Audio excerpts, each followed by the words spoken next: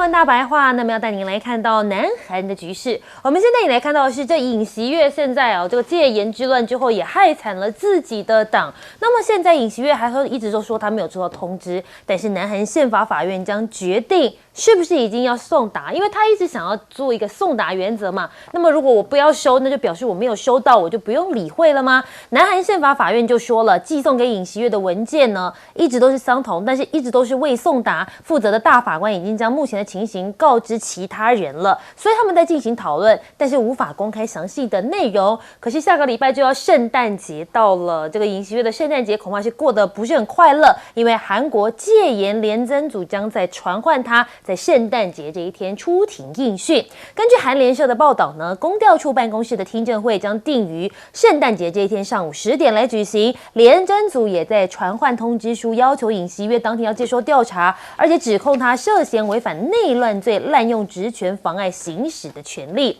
但在尹锡悦被弹劾之后呢，现在执政党也陷入了危机。我们都说嘛，因为党跟人是绑在一起的，潜在的总统候选人支持度现在已经全面的遭到碾压了。我们带你来看到的是执政党的保守派国民力量潜在的总统候选人当中，现在居然没有一个人的支持率超过5%。此外，即便所有的国民力量党人支持度加起来，结果总数都不及这个在野党的李在明的一半。足以见得这个执政党已经是完全被民众给不信任了。那么现在韩国执政党同意要共组一个朝野政协商体，既然打不过别人，那是不是可以跟别人来合作呢？国民力量党呢代理的党魁就说了，为了稳定民生跟安保议题，决定由执政党在野党组成一个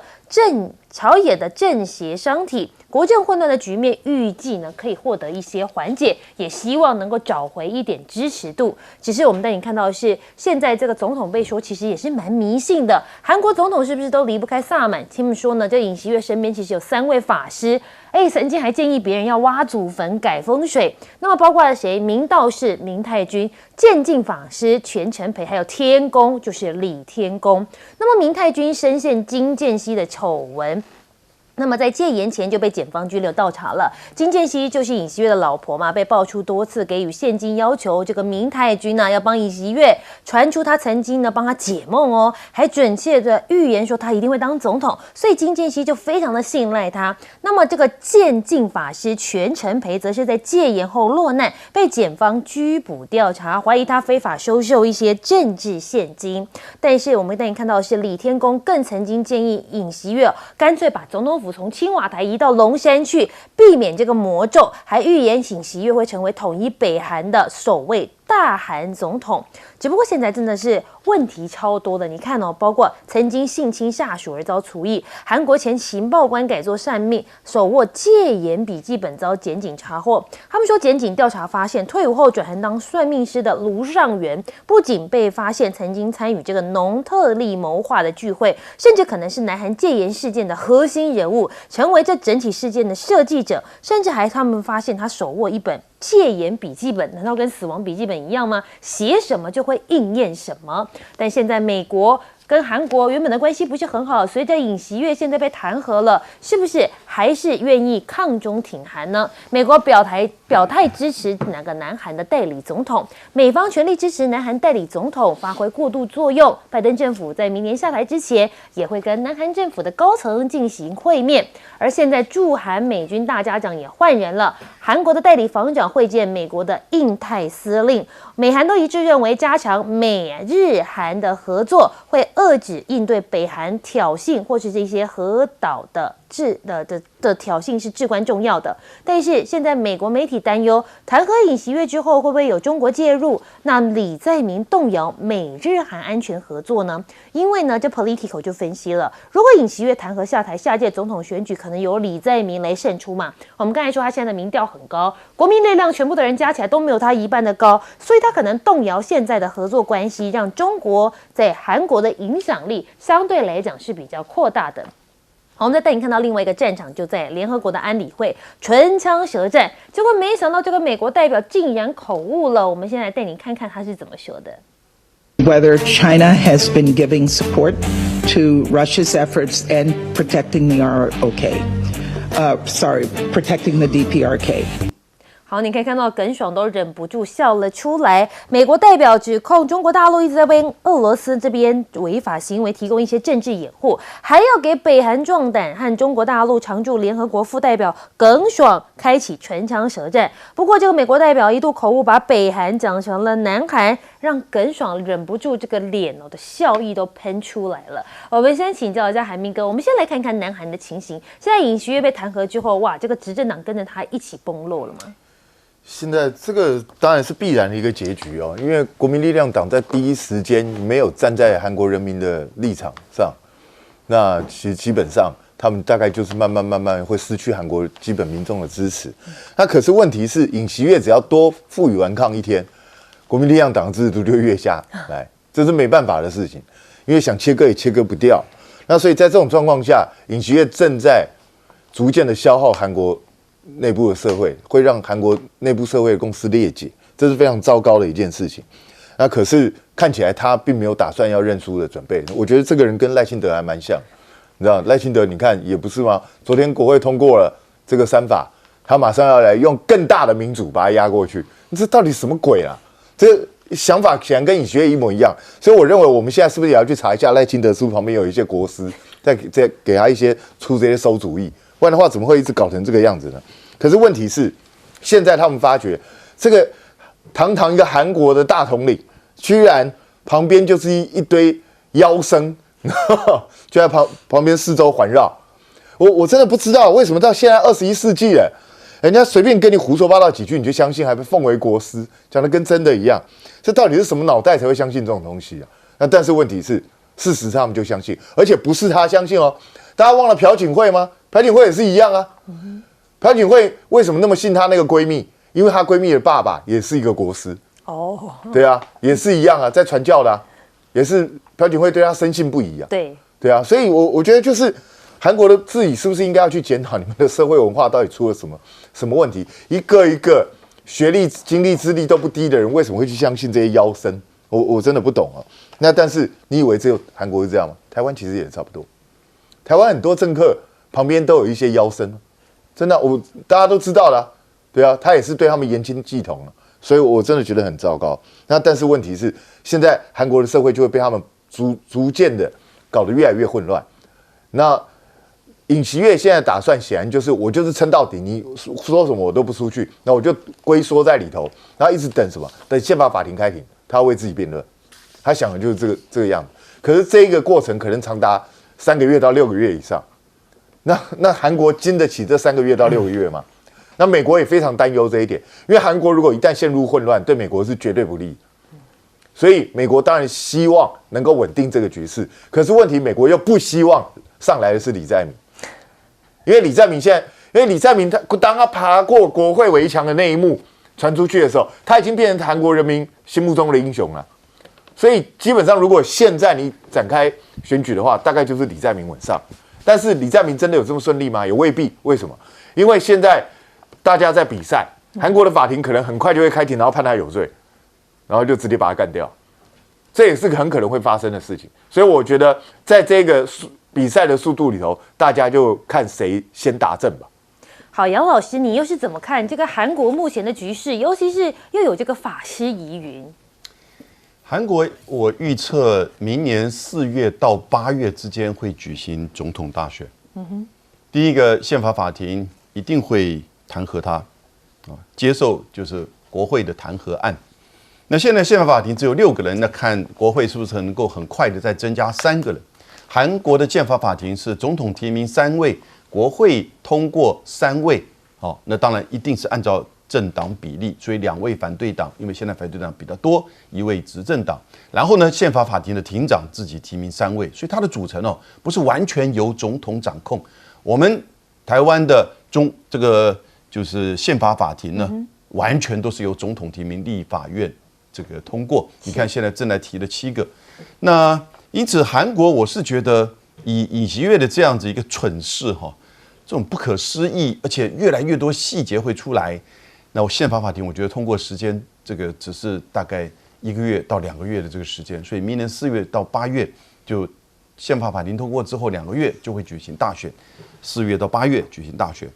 那因为现在越来越多细节出来，你看到越来越多不可思议的，不只是法师，而且再有很多的这些他的高中同学，然后呢，司令、国防部长，甚至一开始的时候还要想说要去挑动两岸的军事冲突。那个时候来自于北韩、朝鲜的高通的这个飘空气球，他们要求部队的参谋长要把那个气球在北韩境内把它打下来。对，参谋长拒绝。这是什么要求？这是开战嘛，对不对？几十年来，两韩之间维持的稳定，美军驻守在那边，那当然他也过不了美军的这一关。你要一旦启动这些攻击的话，美军一定要了解，一定要这个同意才可以。所以呢，参谋长拒绝的时候，被国防部长叫到他的办公室来痛骂了很久。那这个事情美国会不知道？当然就知道了。从那个时候知道，大概尹锡悦想要做一点事，所以我觉得尹锡悦这个事情，他现在不收就是这些传达的这个令但是我觉得那只是在拖延时间，就等待宪法法庭来去判决他。但我现在要提醒大家的是，昨天我们台湾立法院不是过了3法案吗？昨天晚上清晨1点钟，赖清德总统他的脸书就抛出来了他对这个通过3法案的批判。清晨1点钟然后呢，他是说这个是无视民意、侵害司法独立、剥夺人民监督的权利。剥夺人民监督的权利，那现在在野党不是多数吗？冲击每一位国民、国家整体资源分配的公平正义，这是没收了民主国家权力分立的原则，更是违背民主国家人民做主的真谛。各位。尹锡悦不就是这样子批判反对党的吗？尹锡悦就是这样讲的耶，所以他后来采取了戒严。好，你觉得赖清德敢不敢戒严？当然，我们现在相信他不敢。可是如果他敢，我们看程序的条件呢？台湾也是立法院必须要1/2提案，2/3通过才可以弹劾总统。但是呢，这个要送到宪法法庭，就我刚刚讲的，我们宪法法庭15个人。要有2/3而现在的2/3的立法院的这个席次，国民党加民主党只有61席，离75席的2/3还差个14席。你觉得如果真的赖清德宣布了戒严，而这14席由民进党里面倒戈，就像这次韩国一样来支持反对党弹劾总统的这个提案，可不可能发生？我觉得以现在台湾的民进党的这个政治人物，不太容易达到14位，而进入到宪法法庭，15个法官里面要10个同意，我觉得根本也可能达到不了。而再说，一旦他宣布戒严的时候呢，其实台湾的法律有个缺陷，他必须要立即的他要通知国会，但没有说什么时候，他可以永远不通知国会，国会就没有办法去举行会议。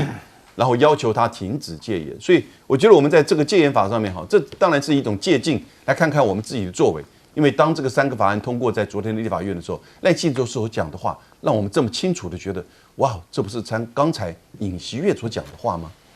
厉将军，我们想问一下因为现在美国要来巩固这美日韩的安全合作，是不是因此为了要抗中而去跟这代理总统走得比较近呢？我特别要讲当然这个跟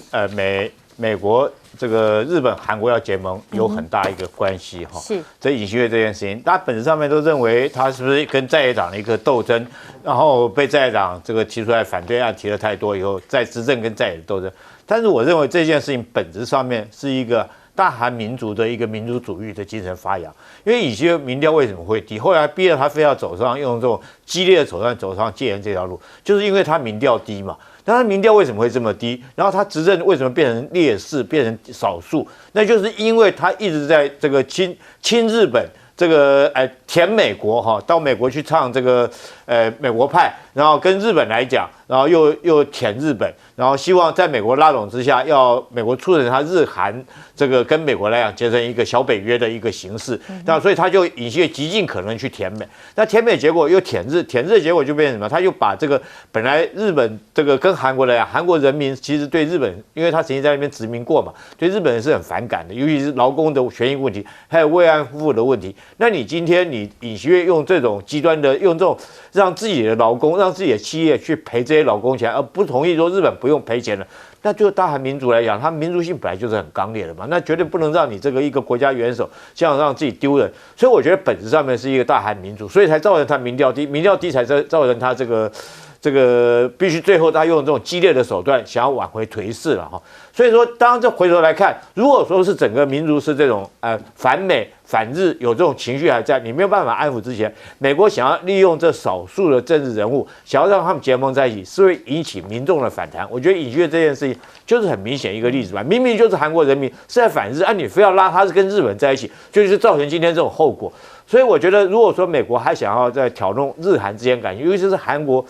又很特殊，它跟北韩，你说兄弟吧，又是兄弟哈，你说他们之间彼此有这个对立也是对立。那在这种状况之下，美国想要把日本跟韩国结盟拉在一起，我觉得是很难的。当然这件事情，我觉得这个整个过程来讲的话，我觉得有一点。这本来是以为爱情悲剧片的，就没想到是神鬼传奇片。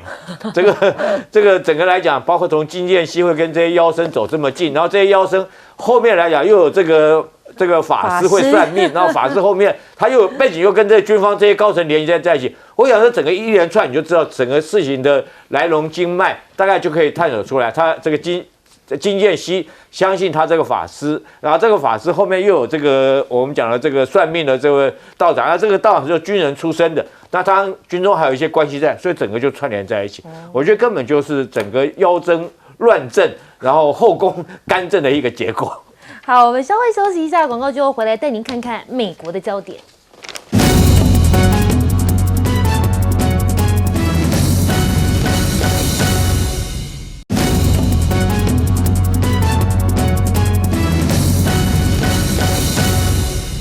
新闻大白话，那么这节我们带您看看美国的焦点。那么当然，最近讨论度很高的就是这马斯克了。那么马斯克现在是不是要把手伸到美国的好朋友欧洲去了呢？因为德国耶诞市集被攻击，马斯克居然说德国总理应该要下台。当别人问他说德国耶诞市集被攻击的事件讨论贴文的时候，马斯克竟然就直接点名肖兹应该立刻辞职，还骂他是无能的笨蛋。不只要插足美国的政坛，现在德国政府垮台将大选，马斯克还喊话说还要支持一个极右政党。在12月20号的时候，马斯克在社群平台公开支持着另类选择党，这样的举动被认为并不寻常，也凸显了马斯克更深入全球政治的野心。那么12月18号也传出马斯克要捐款给英国的第3大党，所以很多人都认为了他现在是不是想把手不只伸到美国去，还要伸到欧洲的政坛去。那么有人说，川普2.0的关税大刀将第一次砍向欧盟，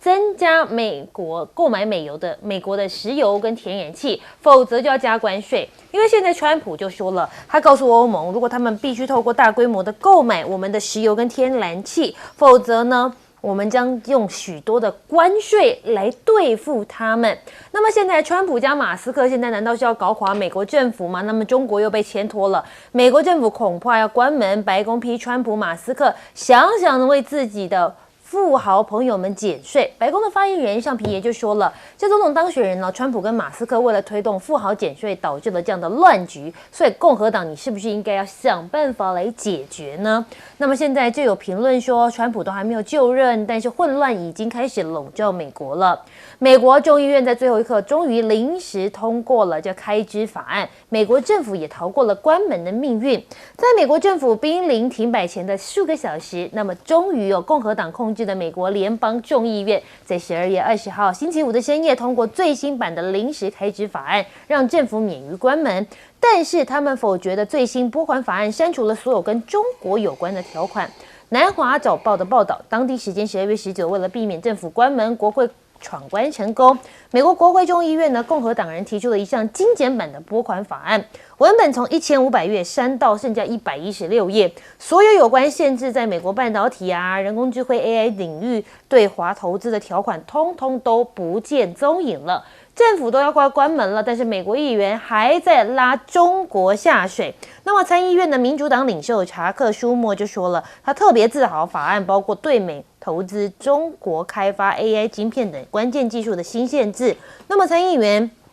鲍勃·凯西也说了，中国是经济对手，美国必须得采取一些大胆的行动。但现在中国跟俄罗斯就要联手要打响晶片战了吗？俄罗斯宣布自己研发的 EUV 光刻机，大陆网民就欢呼了，老大哥终于给力，华为有救了。根据路媒报道，俄罗斯已经公布自主开发的 EUV 光刻机的路线图。这一款光刻系统呢，跟艾斯摩尔的标准不一样，但目标是要比 ASML， 也就是这个艾斯摩尔的光刻机更便宜、更容易制造。所以网友当然就觉得受到鼓舞了。他们说，我们终于突破了欧美的封锁，老大哥给力，中芯国际有救了，华为也可能因此而得救。那么辉达的 AI 晶片现在流入到中国，美国商务部说他们要来彻查了。美国商务部最近要求辉达调查过去这1年来你们的 AI 晶片是怎么流入中国的。采用辉达晶片的美超微表示将展开调查，戴尔则说呢，查获违规，不排除就要终止合作。担心辉达的晶片让大陆变得更强，《纽约时报》说，拜登政府现在严拟晶片购买规范。那么现在陆媒就说了，恭喜美国，你们越打中国，反而把中国打成了世界第一。经过了6年的打压，那么现在今年11月才刚过完，大陆的晶片出口就已经来到了 1.03兆元，首次突破兆的大关，同期增长了 20.3%。川普才刚开始要打科技战的时候，大陆晶片出口只有5600亿元，现在已经来到了 1.03兆，短短6年翻了1倍，正印证了几十年那句老话：你美国越封锁，结果没想到中国却越成功。我们先来请教一下韩明哥，你怎么看马斯克现在好像想要把手伸到欧洲的政坛去了呢？有啊，他现在对德国指手画脚，然后他最近又传出要已经给了1亿美金去给英国的一个政党当政治献金。对啊，所以他是想干嘛？但是问题是，马斯克是不是忘了自己的身份？你现在不是单纯的商人，你马上是美国政府的一员了。这样去直接指责他国的领袖，这样是对的事情吗？这个完全不合规矩吧？这非常有问题的。但是我觉得马斯克这种人，大家不会去想这种东西啊，这个会造成非常深远的影响。所以我觉得你也很难指望川普去控制马斯克。为什么？因为第一个，马斯克本来就不受控；第二个，川普自己就疯的。所以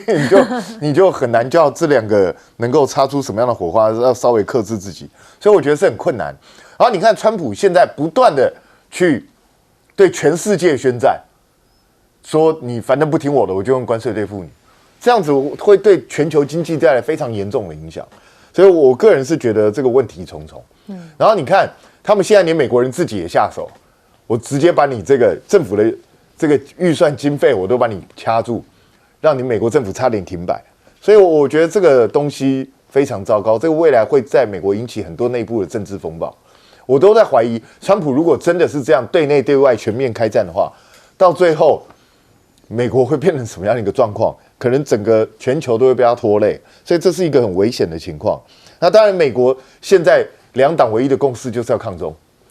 那问题是抗中，我一直觉得美国的抗中看起来每一个人的想法跟策略都不一样，不是一个按部就班有计划的行为，而是今天想到就来抗你这个，明天想到就来抗你那个，然后你这样抗下去之后，对自己的影响到底是什么？好像也没有做过仔细的评估。这个看起来不像是一个正规作战的方式，有点像乱枪打鸟，打到后来搞不好打到自己的脚。所以我觉得美国人自己要去想清楚。那至于中时报道的这个俄罗斯自己要做 EUV， 这个请大家注意看新闻内容，这是个计划，未来可能要最快也要10年之后才会实现。然后问题是会不会实现，其实也没人知道。俄罗斯现在在那个晶片方面的技术是350奈米，那现在最先进的技术是台积电的2奈米，你看这个差距有多大？所以我觉得去期待俄罗斯，我觉得真的不用太期待。那大家自己去想想看，俄罗斯要花多少时间才追得到那台积电现在的水准？好，我们来请教一下杨老师，您又是怎么看？现在是不是说，这川普都还没上任，但是阴影已经笼罩了整个美国，甚至是全世界？我觉得马斯克其实在今年7月，也就是川普他受暗杀那个耳朵的那个受伤之前，他其实没有跳出来，他没有对政治有这么明确，而且这么激烈、激进的表态，那甚至等于是直接表达他的偏好，不管是对美国还是对其他国家。但是当他跳出来支持川普，然后捐了1亿多元，然后现在那川普当选，然后任命他要组成这个所谓的政府效力委员会之后，你就看到他跟以前大为不同。他慢慢的从一个企业家，一个新创的企业家，很成功的就是 SpaceX 跟这个特斯拉，然后现在同时兼具了一个美国政府川普政府里面的一个影子总统的角色。他真的有点像影子总统，在对美国的这些人事政策就指指点点哦。那现在他的手经，这个应该说他的眼光，他的 X 的发言都已经深入到德国跟英国。这个是怎么回事？我们通常讲个人呢，到目前为止他是一个个人，他不是代表一个国家的职位，任何的职位。那个人在国际政治上有这么大的影响力的，其实我们讲，也许教宗啊，或者是某一些这个慈善的人物，但通常不会有这样子的人。那最主要是他跟川普连接在一起了嘛。而大家现在觉得川普上来的时候有一点捉摸不住，然后有一点担心他的这种做事风格。那现在马斯克跟他同样的这种风格跟态度，现在介入到别人的内政里面，这是介入内政哦。那德国的另类选择党。另类选择党现在支持率19%，然后呢，社民党只有14%，基民党明年2月的选举，他可能会阻隔的30%。他现在直接去支持这个另类选择党，另类选择党就大做广告，这2天把马斯克推到支持。为什么？马斯克代表美国嘛，代表川普嘛。然后呢，基民党、社民党都摸摸鼻子不敢多讲话。他要是只是在7月以前那个马斯克一个商人，那你的车子、你的什么 X 马上会受到报复嘛，对不对？也许德国不会那么激进的做，但是商人根本是巴不得离你政治远一点嘛，你会影响到他的企业的经营，对不对？你政治随时这个给你一个这个拐马枪，你事实上你也受得了吗？所以马斯克现在我觉得他要不然就是打手。他等于是在做川普的这个出手，希望德国跟英国政治有所转变，要不然他就狐假虎威，因为后面有一个川普在帮助他，那当然也有可能是他自己的个性就是如此，但相较于他7月之前的作为，我觉得7月之后他的这个情况，他知道他后面有一个老板，有一个人，那就是川普，那当然现在他们2个很难说谁是谁的老板，他现在这个影子内阁的角色越来越明显，很特殊。好，我们来请教一下厉将军，那你又是怎么看呢？美国政府都快要关门了，他还在扯中国。我特别要讲大家不要小看马斯克，认为说他只是因为选举的时候，这个跟川普2个都志同道合了然后凑在一起。但你要知道，其实我觉得马斯克对川普来讲，那个是一生的恩人，你知道，因为他们曾经人的感情上面。最深刻的是雪中送炭，倒不是锦上添花。你知道马斯克跟这个川普在什么时候开始有交情？在2020年的时候，那时候川普因为国会山庄事件，他经常在推特发表一些言论，那推特认为说是你这个有煽动仇恨的这种言论在里面，就把他账号给他封掉了。封掉以后，马斯克干什么？把这个就把它买下来了。把整个推特买下来，我想大家都还记得这件事情，好像花了450亿美金把它买下。买下来以后，他第一件事情就是把川普解封。所以说，他们那时候从2022年开始就有了深厚的感情在里面，不是选举之前才有感情。那时候大家都不看好，说是这个川普会当选总统，结果没想到川普当选总统。这时候当然对马斯克来讲的话，那是曾经的革命感情哥们兄弟，所以他言听必从，而且每天在他海湖山庄走跳，这是必然的事情。但是我觉得马斯克当然他是商人，两个都是商人，对不对？两个都是有共同的想法跟观念。其实我觉得这样也好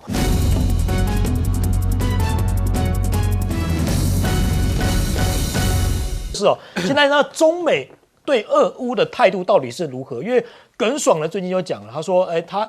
驳斥美国对中方的无端指责，继续对中国的污蔑施压。他呼吁美方停止无谓的指责游戏，停止挑动对立。那现在呢，这个前瑞士的外交官丹尼尔就出来爆料说，美英阻止俄乌谈和，只为削弱俄罗斯，为了削弱俄罗斯而已那俄罗斯现在对基辅发动大规模的导弹袭击，他们使用了这个匕首跟伊斯坎德尔这样的导弹，要来切断这个一共有630栋的建筑，16个医疗设施，还有30间学校以及幼儿园供暖哦，所以看得出来这个袭击是蛮大的。那现在俄罗斯的这个国防部也表示哦，此次打击呢是回应了2天前乌克兰对俄罗斯发动的导弹回击哦，所以像目前有这样情形。那泽伦斯基呢谈停火，他坦言呢现在已经无力收复这个顿巴斯还有克里米亚这样的情形哦，所以看得出来呢这个局势接下来中美对俄乌的态度也会成为关键。那现在美国媒体呢也会担心普京，怎么说啊？现在啊任内的最后大礼啊，传出拜登啊未来几天将宣布乌克兰的军援价值来到了台币400亿元哦，真的是蛮多的。可是现在华盛顿邮报就报道点出说，那川普跟普京的关系进入了新的篇章，那事件呢还在危险当中。好，那现在呢，川普上台对乌克兰的态度是不是难以捉摸？因为现在传出说，川普希望北约的国防开支哦要增加到 GDP 的5%，不会撤销对乌克兰的援助。这个是《金融时报》的报道，他说，川普团队呢向欧洲的官员表示哦，将要求北约的成员国的国防卫开支增加到 GDP 的5%，而且啊，美国计划继续向乌克兰提供军事援助。那现在呢，你看哦，对比一下。这个川普呢，只给了欧洲的棒子，那大陆呢，中国大陆是地上的胡萝卜。怎么说呢？因为川普啊威胁欧盟，你不买这个油气啊，就加关税。你不买油气，就给你增加很多的关税。那现在呢，川普也被说是再挥关税大刀。那欧盟怎么说呢？欧盟就好像就认了，将加强与美的关系，聚焦在能源的领域上面。好，那对比现在情形我们来看到欧洲的部分福斯汽车现在传出大裁员在2030年前要裁掉35000多人，因为他裁完之后呢，希望每年能够终结40亿的欧元，相当于台币1360亿元。那计划呢是在2030年就要裁掉35000多人。那现在呢，德国的总理肖兹他再次批评欧盟对中国大陆的电动车呢开征关税。他认为这样不 OK， 所以他继续在批评。但是对现在欧洲来说，电池的梦还没有死，那必须要靠中国企业的老大哥来罩着。因为现在传出说，很多的这些欧洲的电池啊或什么之类开发商，其实很大的程度都是仰赖中国的这个企业还有资金的专业技术。好，那再来看到英国现在呢传出说，他的财政的这些大臣啊，1月要访中国大陆，要重启两国高层的经济还有金融的对话制度希望能够会面的时候能够开启这样的制度。因为我们知道中国是英国第5大的贸易伙伴。那根据数据显示在6月底的1年里呢，中国从英国进口了价值321英镑，相当于400亿台币400亿美元。好，然后英国的商品呢，在中国在这个英国的直接投资的存量来到了43亿的英镑。那现在呢，英国的工党也要推动这个净零，将为中国创造17万个就业机会，真的是蛮多了。那现在包括连澳洲也接到了中国的通知，可立即恢复出口活龙虾。所以你看到之外，对比川普呢给欧洲这样的棒子，中国是地上胡萝卜的一个概念先请教一下这个帅将军怎么看现在中美对俄乌的态度？中美对俄乌你看美国这个栽赃栽得多凶啊！如果中国真的倾全力去支援俄罗斯的话，这个仗还会打那么久吗？他始终保持的没有军备、没有军队去介入俄乌战争，还常常扮演一个调人的一个姿态，所以你这个章栽他头上是有问题的你看乌克兰是谁的支持？北约的首脑是谁？美国你可以拉那么多国家去打俄罗斯，那个瑞士外交官讲得很明白嘛，你们这种搞法就是要削弱俄罗斯，而且削弱俄罗斯，你美国要正大光明的，你跟俄罗斯开战呐，是他要人家国家的人民去替他打，他只负责卖军火，卖军火还赚钱，卖石油气还赚钱，这种做法是不是很恶毒的？对不对？人家帮你卖命，你还赚人家的钱，来消灭你的对手，那个。拜登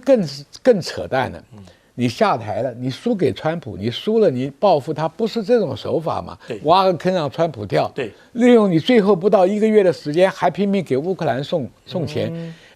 你送这笔钱就是将来乌克兰死伤军民的罪魁祸首啊 ，murderer 啊，凶手啊，没错。这个眼看着俄乌战争就要停了嘛，是打不动就会结果停嘛。你不断的还给人家军援，你不断的给他军火，不是让乌克兰多死几个人吗？继续打的概念，只是为了泄你个人的私愤呐、这种人我很不耻的、啊。这个东西你应该事实就要收手了嘛。你解决不了问题，让川普去解决问题嘛。结果火上加油，提油救火，是这样搞，真的你要。我说你美国人还有什么颜面给全世界宣传你那个民主、自由、人权的一些观念呢？真的很丢脸啊！表面伪君子嘛，这个面目太难看了。第二个，全世界你现在数数100-200个国家，有几个算是经济繁荣的？就是因为你要断了这个自由贸易的生产链，对，每个国家都不能互通有无了。小编高墙搞的时候，我要的材料没有，我要卖的市场没有，当然全世界经济不好嘛。你现在告诉我哪一个国家经济好？都有问题啊。是，就因为战争嘛 ，COVID-19 嘛，再加上大家按照以前的这个行动准则来讲，我可以赚到我能赚的钱，你可以拿到你要的料，各取所需哈，大家各取所需，经济还可以勉强维持，甚至于有点成长。现在你看欧洲哪个国家不是经济下滑？俄罗斯、美国、中国都一样嘛，这是全球都受到影响嘛。战争只有制造霍乱，战争只有制造生产不足。乌克兰农产品也卖不出来啊，对不对？所有的交易都被你这个关税政策、围堵政策这样搞垮了嘛。所以这个问题啊，始作俑者是谁？只为了满足你美国要维持你在世界的霸权。而且这个霸权眼看着就要没有了，弄很多阴损的手段来阻止这个形势的发展。今天看得很热闹，到处打仗，骨子里都在争经济霸权，争那个虚无的美国再度伟大。你现在你的所作所为，在道德观念、人权观念，你已经不伟大了。气候变迁，大家都希望解救这个世界的危机，倒数末日都快了。你拒绝参加，增加页油盐的产量，到处卖这些东西，你哪有资格当世界的领袖？卑鄙啊！是，好，我们请教一下这个吴教授怎么看呢？美国支援乌克兰有很多管道了哈。其实我们常常就知道，就是过去一直以来已经提供了1750亿美金，从2022年呢1750亿的援助。其中包括614亿美元的安全援助，那这些安全援助最主要都是从我们讲的这个乌克兰安全倡议里面来的哈。那乌克兰安全倡议这个东西非常有趣，我还特别去查了一下它叫做 USAI 哈，这 US 不是 United States， 它是不是这个 US， 它是Ukraine Security Assistance Initiative 是美国政府特别为了援助乌克兰由国会倡议一笔钱，因为他们很多的钱通常是用我们讲总统提拨权，这个 FDA PDA 特别去这样去提的，可是 PDA 在提的时候有一些限制，他要从他库存里面提武器出来给乌克兰，它有限制。那当然，这个我们讲这个 USAI 它的钱多，而且呢，这个各种样式都有，所以我举方说今年大概9月的时候，我们那时候想说哇，他给了5点多亿然后大家觉得哇快很多，后来12月初又给了10亿美金，现在呢，拜登知道他要下台了走之前全部再给，这次给了12亿嘛，12亿，尽量给，全部要把它给完想把这个 USAI 尽量把这个钱赶快给乌克兰，为什么？因为川普上来说我一个都不给啊，那如果你是拜登，你要下来了，赶快趁能走之前能给尽量给，所以不管从早先的给他的海马斯火箭也好，到后来给了无人机也好，现在给他的什么各种精良装备，全部在给乌克兰，希望能救在战场上面多帮，能帮多帮。为什么？因为川普放话了，川普说我上来我立刻止战，而且呢，川普已经任命他乌克兰特使这个 Keylog 这个陆军中将，80岁的陆军中将，80岁，80岁陆军中将，他代表川普去负责调停乌克兰跟俄罗斯。是，那这个Keylog 他讲了很有趣的话，他说，他去跟乌克兰说，我们希望你立刻停战，你不停战，我们1毛都不给，你去开始谈判。然后他跑去跟俄罗斯讲，如果你不停战，我什么都给乌克兰。我会帮助乌克兰打败你。所以这个当然逻辑上面有一点不通，但是他可以展现出我们非常明确的，就是他希望他代表川普要你们两个开始谈判，就现在目前的战况做一个解决。我觉得泽伦斯基也知道这个，所以他目前其实我们都在讨论了。不管是用领土的交换啦，或者是泽伦斯基说我要加入这个，你要停战，可让我加入北约哈。那加入北约这个我们讲安全困境，或者是北约继续东扩，这是当初普丁最忌惮的嘛。你如果那么忌惮，然后现在泽伦斯基又拿这个来当做这个谈判的筹码，我不觉得这可能可以成为任何可以谈判成功或是停战的这个守则啦。因为如果你真的西方国家让这个泽伦斯基加入了这个北约，那当初就给他加入就好了，对不对？为什么现在还让他加入呢？所以我觉得这个非常的吊诡。电动车我要讲这个电动车非常有趣。我们在想说，其实电动车，德国再次批评欧盟对华电动车加征关税可能中国电动车销到欧洲是很多，但是中国电动车销到美国很少。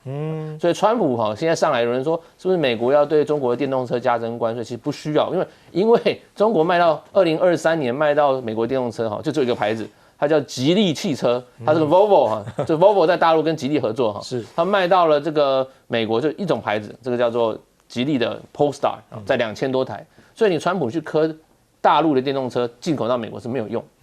但是接下来是锂电池锂电池中国大陆我们知道宁德这个是最有名的锂电池做得好又便宜大概是全球2/3的产量。那拜登政府在今年9月就开始对于中国大陆的锂电池然后要开始进行一些管制跟惩罚措施。我觉得接下来川普会对于这个所谓中国大陆的锂电池，特别是在美国制造的也好，出口到美国或者到欧洲他希望欧洲的这盟友对于中国大陆锂电池开始进行一些我们的控制管控，甚至用关税。我觉得这可以看。是好，请教严教授怎么看呢？我就接着这个吴教授讲的这个电动车我们看到川普蛮有意思的他是很主张使用石化能源。那换句话说，他对推动这个电动车这种环保的、比较省这个不会污染的，没有什么兴趣。你看，他也希望欧洲国家能够更多买美国的石化能源，对，油气嘛，油气。那然后呢？当然是你们还是继续开这个普通的汽车，不要去开电动车，这才有得赚嘛！对，所以我觉得我觉得今天就真的他不需要对大陆这个电动车在美国做任何的关税，他只要确保就是说你今天在欧洲国家要买我的石油然后能够尽量不要在欧洲国家走这个电动车的路线。对美国来讲，川普只在乎赚这个钱。过去美国人还有个概念说，我们石油确实出张很多，但是呢，我们要担心以后战备要用，所以我们尽量进口买中东的石油，其实价格也比较便宜一些但是现在不一样了，美国现在因为它大量开发，它的价格是还不错的，所以它反而是变成第一个最大的产油国，它现在要出口来赚这些钱是，那不仅就是等于他看到欧洲你们这些没有产油的国家，那你应该都是我的市场，而不是俄罗斯的市场。这个也是他未来可以跟这个普丁来讨价还价的一个筹码，就是说，欧洲国家不一定要靠你的这些油气我这边也可以照样的供应。那回到这个美国拜登，我过去没有对拜登这么批评过，但我觉得他最后下台这个不太漂亮的原因，就是我们都知道美国内政，我们自己看内政，就是说你要下台之前不要随便任命新的官员了要留给下一任的。对，包括美国最敏感的大法官，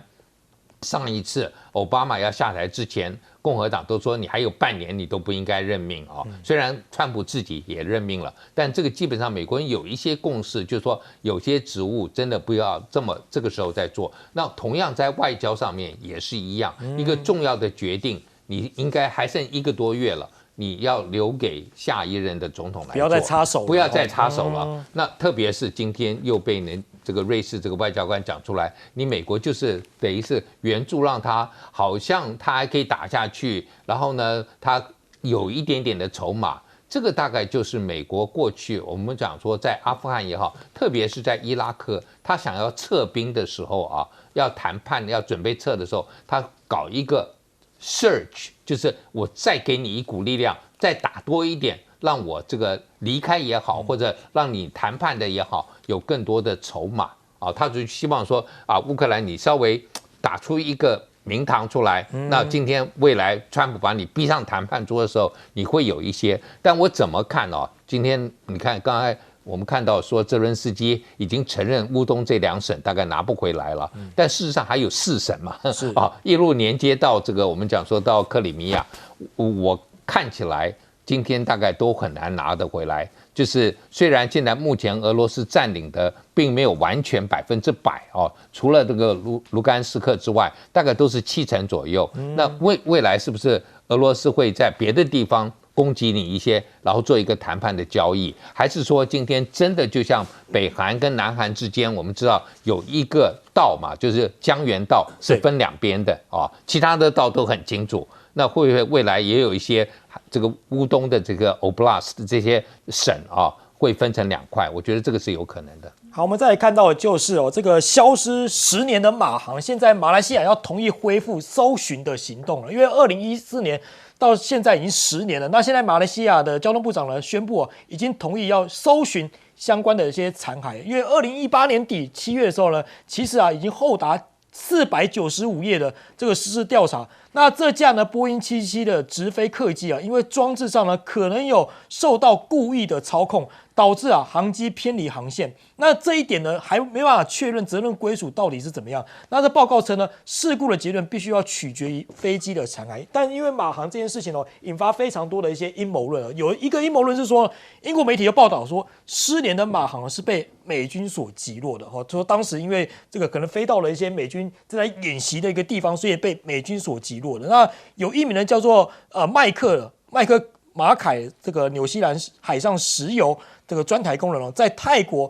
湾目睹了这个着火的飞机直接坠入大海说当时可能是因为碰上了演习。那第二个阴谋论怎么说呢？第二个阴谋论就说呢，现在马航失踪谜团心结就是说，可能是因为暗藏大国的博弈秘密这个是美国的前助理国务卿他怎么说？他说飞机载到了塔利班卖给中国的美国无人机指令系统。那美国为了防止这些机密流入中国，就跟以色列的特工合作，以远程控制了来做系统上的截击。当然，这原因众说纷纭。那现在马来西亚要重启调查，就看调查会呈现怎么样的情形。但因为当时，目前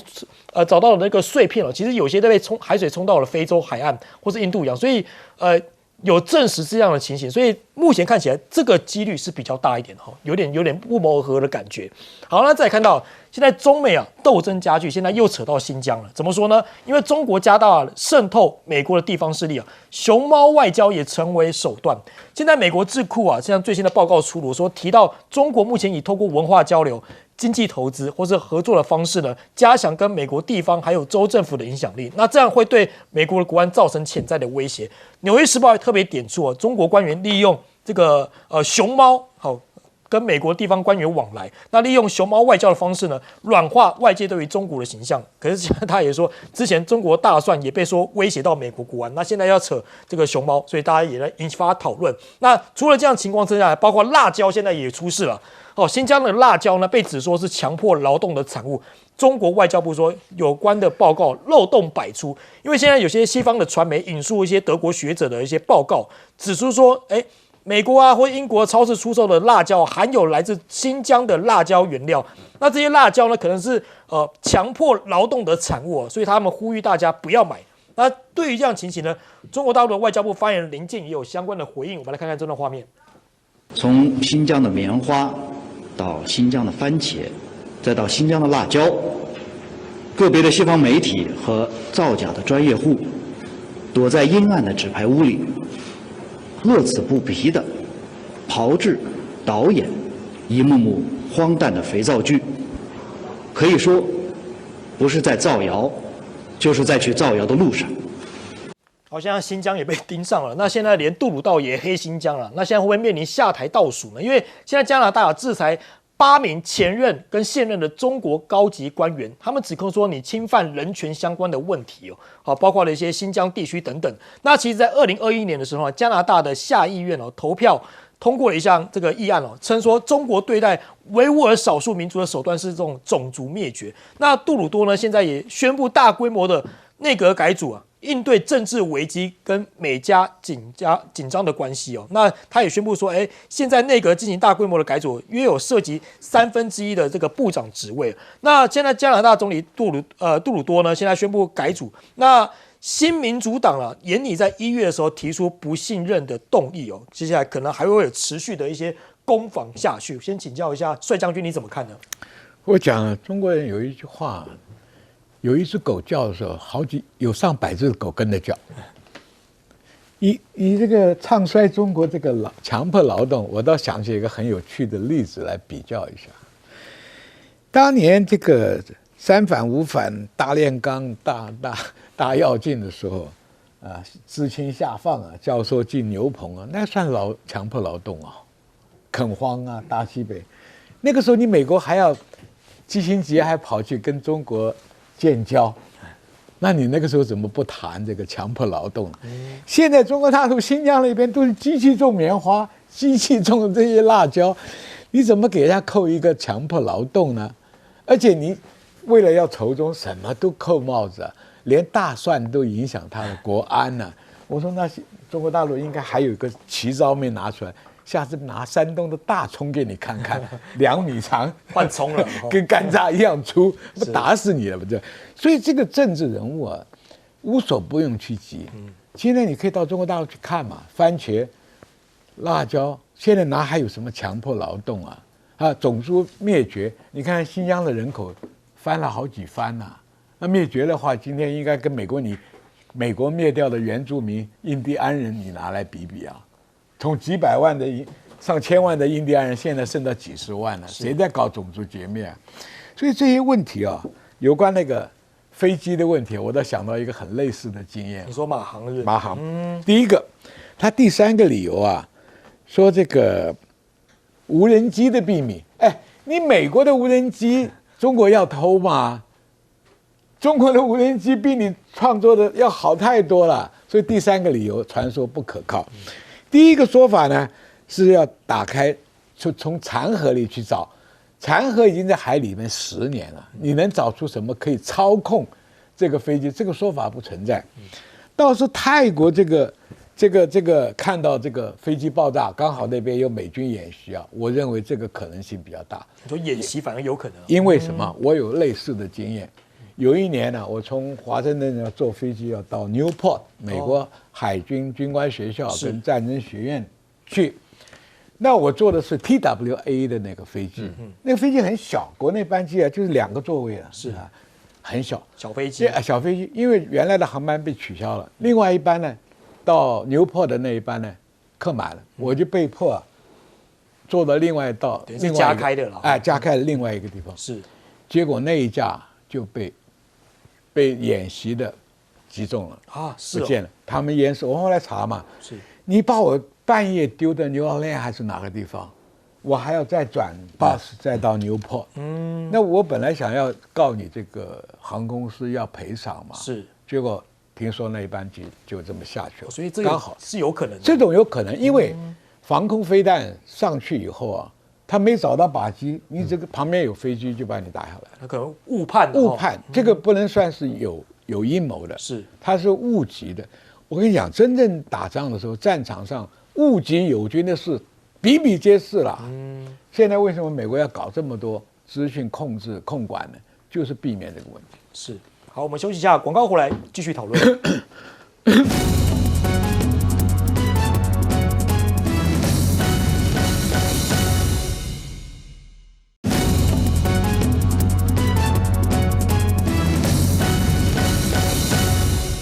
欢迎回来，新闻大白话，我是龙泽。再来请教一下吴教授，怎么看这个熊猫外交也可能威胁到美国国安吗？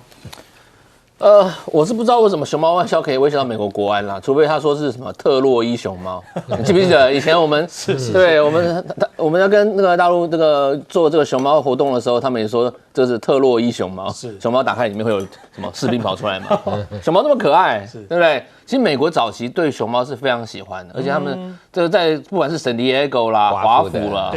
亚特兰大这3个动物园，都是靠这个熊猫拉近很多观所以光客。你到Chinatown里面看到很多熊猫的一些商品嘛，对啊，不还有卡通叫功夫熊猫嘛，对对对大家知道嘛，对不对？是一堆中国餐厅叫熊猫，熊猫还有 Honda Express 是最有名的连锁餐啊。那其实他们过去是有规模性的，就是有一个叫熊猫租界，它是濒危物种法底下一个非常重要的是。美国的这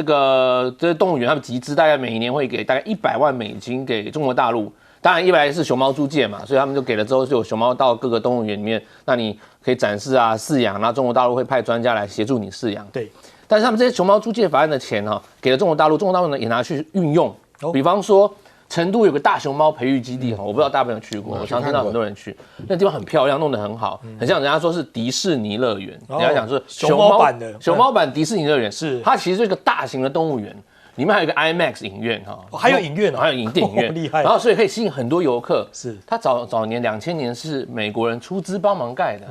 所以基本上我们讲熊猫外交或者熊猫可以促进美中两国的一个合作是有迹可循，是也看得出来的。但是这几年来当然。再有一个说法是，美国在这个动物园饲养熊猫上面是不是有一些缺失，对不对？像华府他们说那几只熊猫看起来瘦巴巴的，我看到瘦巴巴，照到可能养不对，可能它饲养方式有些问题，或者是美中关系比较不好的时候，可能他们就有点疏忽。可是我那时候2022年我在华府担任访问学者的时候，我还特别去了华府的这个熊猫馆，你有去看一下？还是很多人啊，是很多小朋友满满的熊猫馆，美国人很喜欢熊猫嘛，很喜欢，所以基本上我觉得熊猫外交或者是美中在熊猫上的合作培育其实可以继续进行的，因为我们看那个成都大熊猫基地，早期是美国人帮忙嘛，现在盖起来很多人，他说可以吸引，他现在做第2期要吸引到1000万游客到2000万哇！对，他说希望1年有1000万游客去看这个大熊猫基地，我觉得这个未来美中还是要思考一下如何继续延续好，我们休息一下，广告回来继续讨论。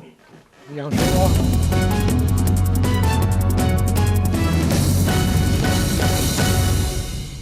加拿大第一个他指控这个新疆的问题维吾尔族这些所谓的种族灭绝其实加拿大在这个对印第安人的政策里头也有种族灭绝的并不是也跟美国一样并不是完全无辜的所以我觉得他应该自己也要先检讨一下到底有没有。然后新疆现在的状况确实就是当大家看到越来越多的资讯。很多已经根本不用这个所谓的劳工了都用这个机械在种植也好，收割也好，所以我觉得这个继续的指控可能会越来越站不住脚那杜鲁道我特别要提醒他一下，因为他们这种所谓的内阁制的国家，虽然也是1对1的选举他们是小选区制可是你知道好几次他们那个翻盘一翻的时候，比那个英国翻的还要厉害，翻更大，翻得更大。他们有执政党一次选完，从100多席变成3席的，对，翻太大，有过这种的。那我觉得杜鲁道就是一个长期，加拿大都给他们总理大概有3任，完了以后你这真的再也干不下去。你现在已经是2次都是没有过半，这个执政党是少数执政。